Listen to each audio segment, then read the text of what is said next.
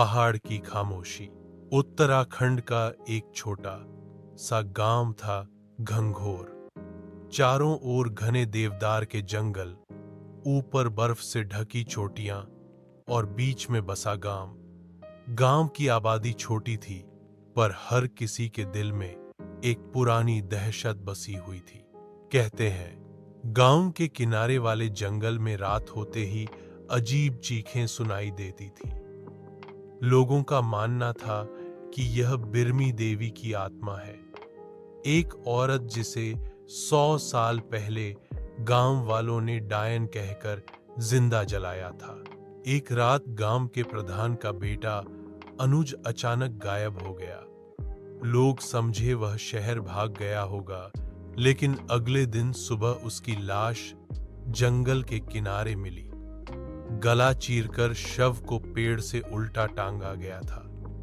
शरीर पर अजीब निशान थे, जैसे किसी ने नाखूनों से चीरा हो। गांव में सनसनी फैल गई। लोगों ने फिर कहा, यह बिरमी देवी का काम है, उसने फिर बदला लेना शुरू कर दिया है। हल्द्वानी से इंस्पेक्टर अजय राणा गांव पहुंचे।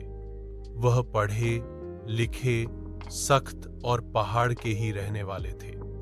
अजय भूत प्रेत की बातों पर विश्वास नहीं करते थे।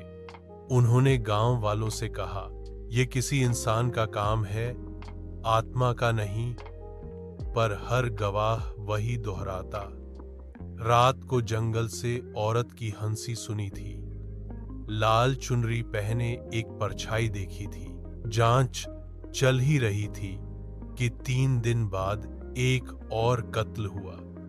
इस बार एक लड़की, कमला, की लाश उसी जंगल के पास मिली। वही तरीका, गला कटा, शरीर पर नाखून जैसे गहरे निशान, और पास ही पेड़ पर खून से लिखा था, मेरा बदला अभी अधूरा है। गांव दहशत में डूब गया। लोग रात होते ही घरों में बंद हो जाते। अजय ने लाशों को गौर से देखा। नाखून के निशान असल में तेज लोहे के पंजे जैसे हथियार से बने थे। उन्हें शक हुआ कि कोई इंसान आत्मा का रूप धरकर गांव को डराना चाहता है। उन्होंने पता लगाया कि 100 साल पहले बिरमी देवी को जलाने में प्रधान का खानदान और कुछ खास परिवार शामिल थे, और अभी जिनके बच्चे मरे थे वो उसी खानदान के वंशज थे। मतलब ये कत्ल बदले की कड़ी लग रहे थे। एक रात अजय ने जंगल में अकेले निगरानी रखी। आधी रात को सचमुच अजीब आवाजें आने लगी। पेड़ों के बीच लाल चुनरी लहराई, औरत की हंसी गूंजी। अचानक अजय के सामने खून से लथपथ एक औरत खड़ी हो गई, पर अजय ने तुरंत टॉर्च मारी।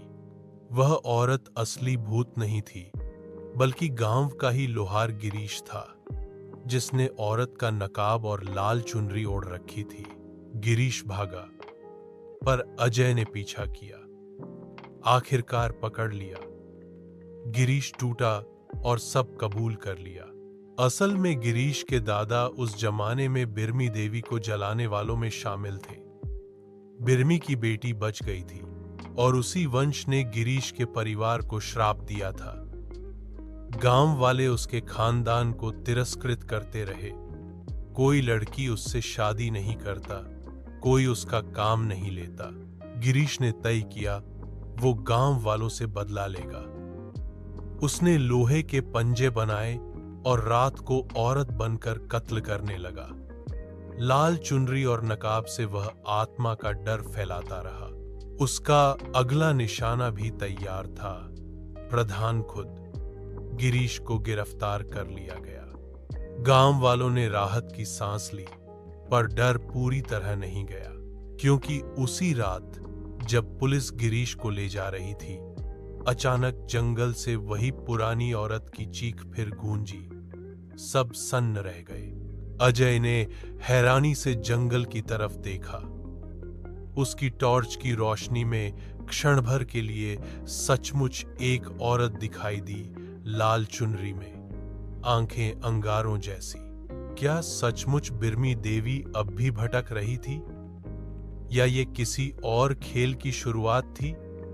गांव फिर खामोश हो गया, पर उस खामोशी में भय की चीखें गूंज रही थी।